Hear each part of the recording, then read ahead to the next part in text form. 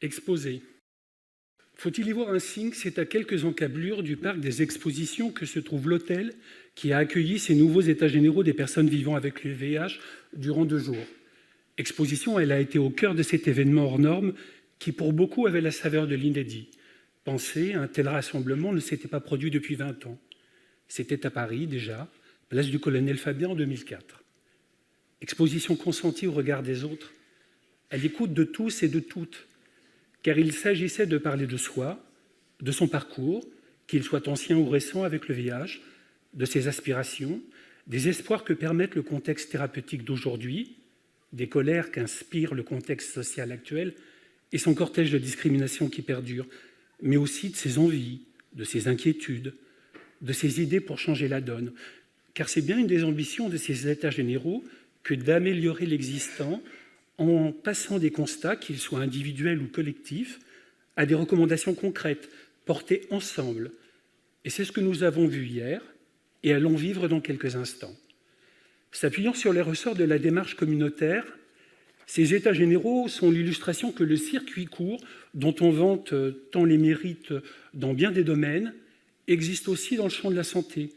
Comment appeler autrement un processus qui permet en 2 jours de produire, sur la base d'un travail de collecte des besoins réalisé en amont, des recommandations sur le VIH par des personnes directement concernées et de le faire connaître à toutes les personnes qui peuvent, à leur niveau, les rendre possibles. Dans le fond, ce qui a été vécu ici tient du pari, de la prouesse et de la promesse. Pari, celui que ce format inédit, réalisé en partenariat, trouve écho aujourd'hui chez les personnes concernées, qu'elles aient l'envie de l'investir, de monter au front collectivement, qu'elles pensent qu'un changement est possible, qu'elles veuillent en faire entendre leur colère. Pari réussi.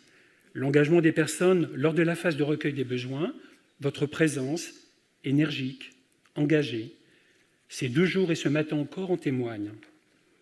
Prouesse, celle de réussir à faire vivre et se mobiliser ensemble des personnes qui ne se connaissaient pas forcément. Ces états généraux se sont singularisés par la grande diversité des parcours, des expériences de vie avec le virus et peut-être pour certains et certaines, des virus, voire d'autres pathologies. Le VIH, compagnon de longue date depuis des années, voire des décennies, jusqu'à 40 ans de cohabitation, le VIH, nouveau venu dans la vie d'autres personnes. Ces expériences diverses, librement partagées lors des échanges, ont façonné une solidarité précieuse entre toutes et tous. Celle que les personnes au parcours plus ancien avec le virus ont manifestée à l'égard des personnes plus récemment affectées. Celle dont les personnes plus récemment touchées ont fait preuve envers celles et ceux qui ont connu les années noires, souvent essuyé les plâtres d'une épidémie inédite par sa violence, sa durée et sa cruauté.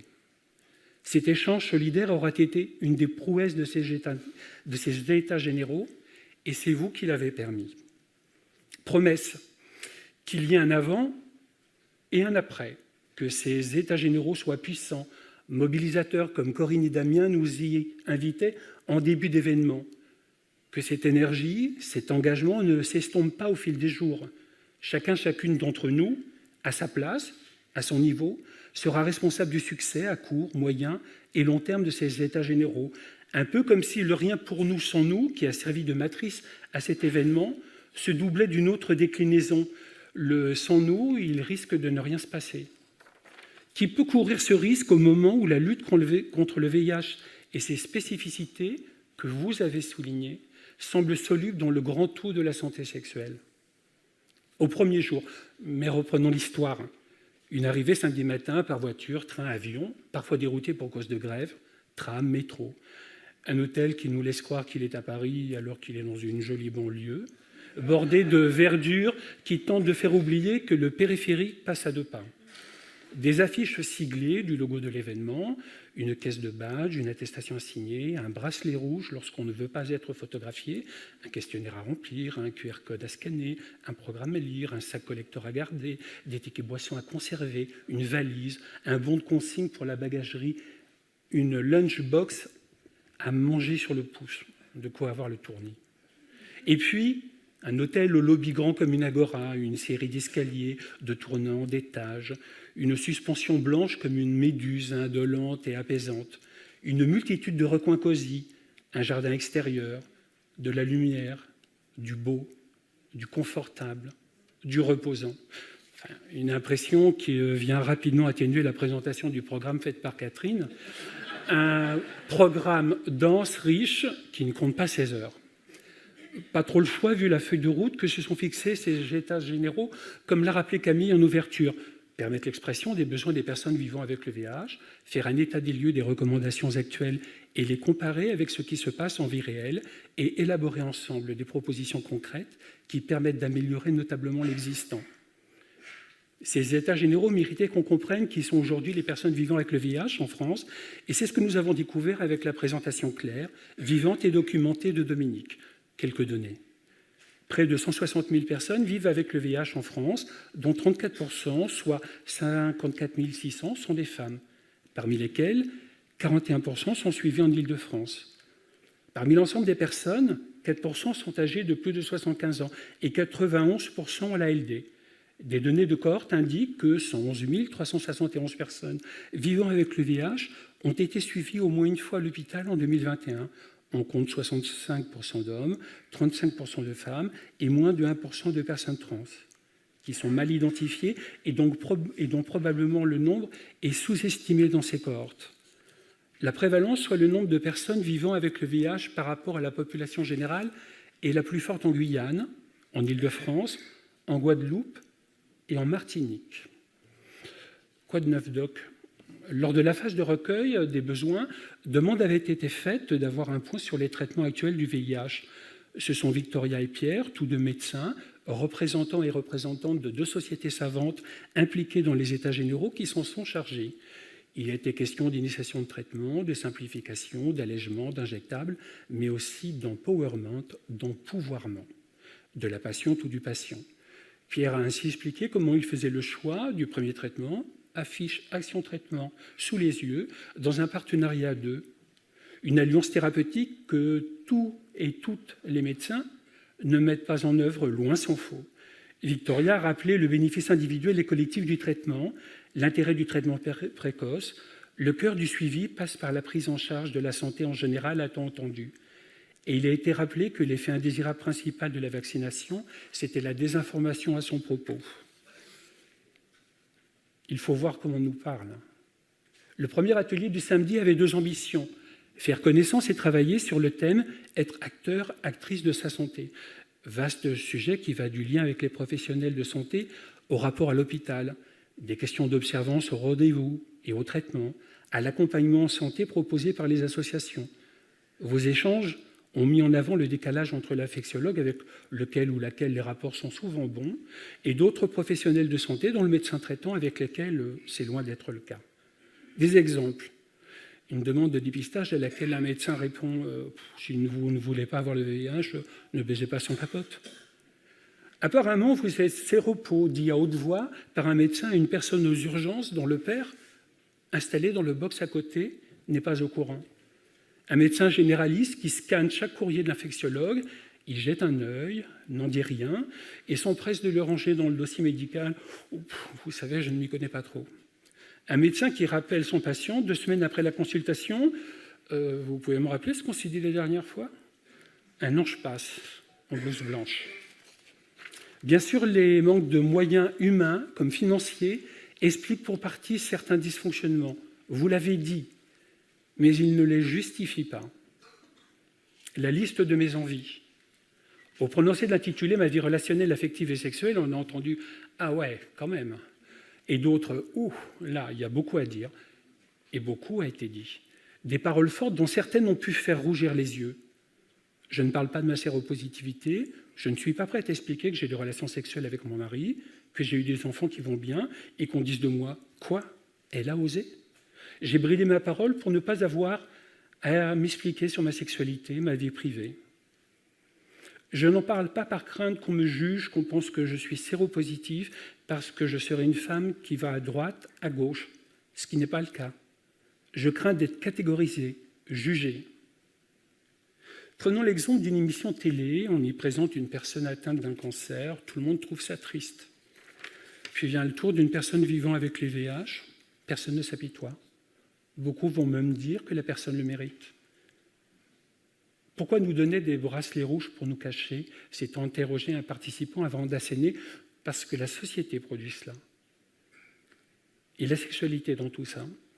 J'avais fait une croix sur ma sexualité par peur du rejet. Je préfère assumer seul ce fardeau que de le transmettre à toute une famille. Pour moi, une personne qui vit avec le VIH ne vit pas sa vie sexuelle. Cela m'a renvoyé à ma solitude. Bien sûr, tu peux dire que tu es séropos, parfois l'autre écoute. Souvent, il ne t'en reparle jamais, comme si ce n'était plus un sujet. Rien. Il a fallu que je me retrouve avec le VIH pour que j'apprenne qu'il était possible d'avoir une charge virale indétectable et de ne plus transmettre. Et s'il fallait désacraliser le terme séropositif, séropositive, le changer, en finir avec cette histoire trop lourde? Et si on en finissait aussi avec les injonctions qui conditionnent la vie? À l'annonce du VIH, il y a 24 ans, j'ai demandé à mon médecin « Qu'est-ce que je dois faire ?» Le médecin m'a répondu « Rien. » Ah, si, j'ai un conseil, n'en parler à personne. J'ai suivi cette injonction, je n'ai pas su aller au-delà. C'est moi qui ai fait perdurer cela. Je suis venu aujourd'hui ici car je porte cela depuis trop longtemps.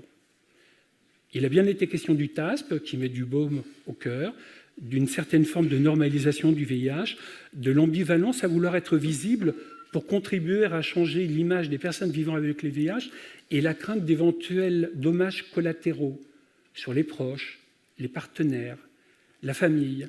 Et puis quelqu'un a dit, la culpabilité, c'est une maladie opportuniste du VIH. Comme un boomerang. D'autres sujets ont été abordés, le travail, la retraite, la précarité économique, les droits sociaux dans leur ensemble, les enjeux multiples et complexes de l'avancée en âge, la vie familiale et les enfants, les traitements, la santé mentale, l'allaitement, le parcours de migration, d'autres encore. Comme un boomerang, la persistance des discriminations est revenue. On les croyait parties du domicile, elles reviennent par la chambre à coucher ou les appels de rencontre. On les croyait refoulées de l'hôpital, elles s'immiscent en consultation. Elles ont infecté tous les champs de la vie, produisant souvent le pire. On ne parle avec personne de cette maladie à cause de la honte. Quand on m'a annoncé ma séropositivité au pays, j'ai eu envie de me jeter d'un pont, a expliqué une participante. Ces différents ateliers se sont déroulés dans les salles nommées Vinci, Gutenberg, Eiffel, Galilée, Newton, Lumière, Montgolfier, Lépine. Ils furent chercheurs, ingénieurs, créateurs, génies, certains incompris de leur époque. Ils ont pour point commun d'avoir imaginé l'impossible, d'avoir innové, transformé le monde. Et si ce que vous avez fait ensemble 2 jours durant tenait aussi de cela, mais appliqué à la lutte contre le sida? Pierre et Marie Curie ont fait ça à la part. C'est bien, pour une fois, Marie existe pour elle-même et n'est pas en seconde place derrière son mari.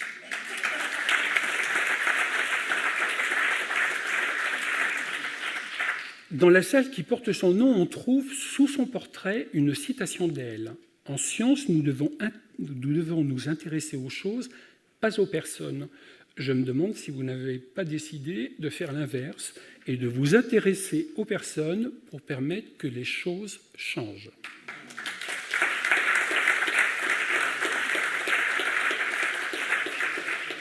Un effet magique. Alors voilà, nous en sommes là. C'est presque la fin de ces nouveaux états généraux. On pourra se rappeler d'avoir dansé sur Wannabe des Spice Girls et d'autres tubes, des rires au repas, de la bonne humeur, d'avoir fait le pied de grue à 7h30 devant un hôtel qui pense toujours qu'il est à Paris. Des questions avisées lors des débats, des témoignages puissants que nous aurons entendus en petit comme en grand groupe. On pourra se rappeler qu'il aura fallu du courage pour monter au front, raviver des souvenirs, parler de blessures plus récentes, s'exposer. C'est dans ce genre de rencontre que je me sens à l'aise et que j'ai le sentiment d'être considéré, a expliqué une personne. Dans son discours au démarrage de l'événement, Florence a rappelé que ces états généraux ne pouvaient pas commencer sans penser à ceux et celles que nous avons connus de près, de très près ou de moins près, et qui ne sont plus là aujourd'hui. La minute de silence à laquelle l'un de vous nous a invités hier en fin de journée était un beau moment d'émotion partagée, un geste contre l'oubli.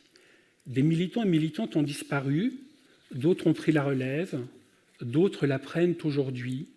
Vous le faites ici, en réfléchissant, en imaginant, en innovant, en construisant des recommandations, en les priorisant.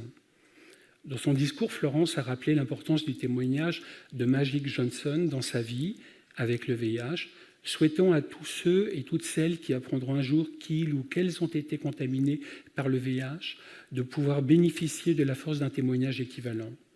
Je pense qu'en étant ici, comme participants et participantes, nous avons tous un petit pouvoir. Magic Johnson nous avait-elle dit. Ces états généraux auront été un moment humain riche, positif, inédit, puissant, un moment magique. Sans votre engagement, votre confiance, votre solidarité, votre entrain, rien de tout cela n'aurait été possible. De cela, nous pouvons collectivement être fiers, aussi pouvons-nous nous applaudir.